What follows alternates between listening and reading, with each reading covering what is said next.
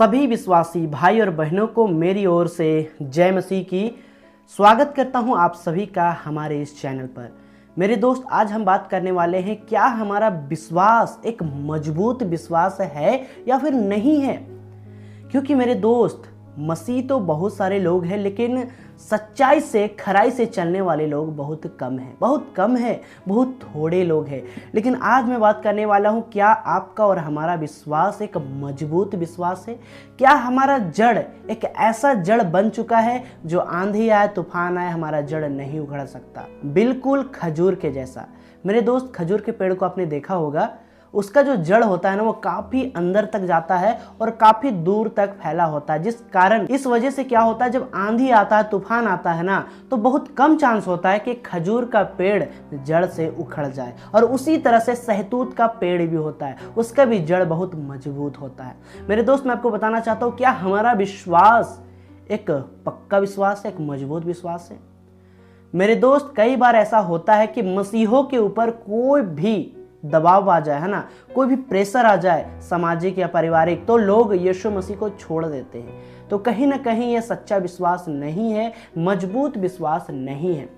मेरे दोस्त, आज मैं पूछना चाहता हूँ, क्या आप यीशु मसीह के लिए खड़े हो सकते हैं? खड़े होने का मतलब है, क्या आप निडर होकर लोगों के सामने ये कह सकते हैं कि हाँ, मैं यीशु मसीह पर विश्वास करता हूँ, उसके वचनों के अनुसार मैं अपने जीवन को बिताता हूँ।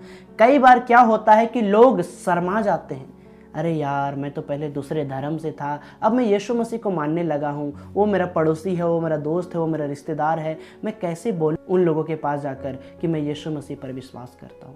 क्यों? क्योंकि लोग घृणा करेंगे, लोग दूर हो जाएंगे कि अरे, अपना धर्म बदल लिया, अपना सब कुछ छोड़ दिया, अपना माँ बाप को भुला गया, अपना रीति विधि छोड़ दिया। क्योंकि संसार के लोग तो बोलने के लिए है ही तैयार में, वो तो तैयार में रहते हैं कि कब मौका पाए और उसको दो चार खोटा सुना दे, है ना। लेकिन मेरे दोस्त, मैं आपको पूछना चाहता हूँ, क्या आपका और हमारा विश्वास एक ऐसा विश्वास है कि हम यीशु मसीह के लिए खड़े हो सकते हैं? मेरे दोस्त, मैं आपको एक वचन पढ़कर सुनाना चाहता हूँ जो कि पतरस का विश्वास को दर्शाता है, और उसी चीज़ों को मैं आपको बताने वाला हूँ। मेरे दोस्त, हम लोग निकालेंगे यूहन्ना रचित सुसमाचार 6 का 68 वचन। यहाँ पे पतरस के विषय में कहा जाता है, यानी लिखा हुआ है, समौन पतरस ने उसको उत्तर दिया, हे प्रभु, हम किसके पास जाएं? अनंत जीवन की बातें तो तेरे ही पास है। हालेलुया। मेरे दोस्त, इस वचन को जब आप शुरू से पढ़िएगा तो पता चलता है कि इसके यीशु मसीह के जो चेले थे बहुत सारे, वो उल्टे फिर गए, यानी यीशु मसीह को छोड़कर चले गए। क्यों चले गए? क्योंकि वो लोग सिर्फ अपने लाभ के लिए आए थे, अपने फायदे के लिए आए थे। उनको ये पता नहीं था कि अनंत जीवन क्या होता है, वो सिर्फ आशीष पाने के लिए आए थे। मेरे दोस्त, मैं आपको बताना चाहता हूँ, पतरस जान चुका था कि यीशु के पीछे चलने से क्या मिलेगा, वो है अनंत जीवन। यदि मेरे दोस्त आपको पता नहीं होगा कि अनंत जीवन क्या है, और आप सिर्फ यीशु के पीछे इसीलिए चलते हैं कि यीशु मसीह आशीष देता है, तो फिर आपका विश्वास गलत है। मैं कह सकता हूँ आपका विश्वास गलत है। हाँ, पूरी तरह से गलत नहीं है अगर आप नए विश्वासी हैं, क्योंकि नए विश्वासी को समझने में थोड़ा टाइम लगता है। लेकिन मेरे दोस्त, यदि आप विश्वासी बने हुए, आपका जो विश्वासी बने हुए वो 5 साल 10 साल पुराना हो चुके हैं आप, मतलब मसीह में, लेकिन आपको अभी तक ये पता नहीं है कि अनंत जीवन क्या है, और अनंत जीवन के विषय आप बहुत कुछ नहीं जानते हैं।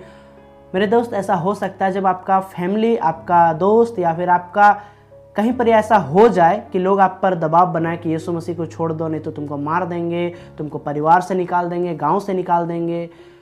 तो हो सके आपका विश्वास ऐसा हो कि आप छोड़ दें यीशु मसीह को, ऐसा हो सकता है। लेकिन मेरे दोस्त, क्या आप समौन की तरह, पतरस की तरह कह सकते हो कि अनंत जीवन की बातें तो तेरे ही पास है, मैं कहाँ जाऊँ? क्या आपका विश्वास ऐसा विश्वास है? मेरे दोस्त, बहुत सारे लोग ऐसे आपको पूछते होंगे कि आप यीशु मसीह के पीछे क्यों चलते, या फिर कभी लाइफ में पूछेंगे तो आप क्या कहोगे?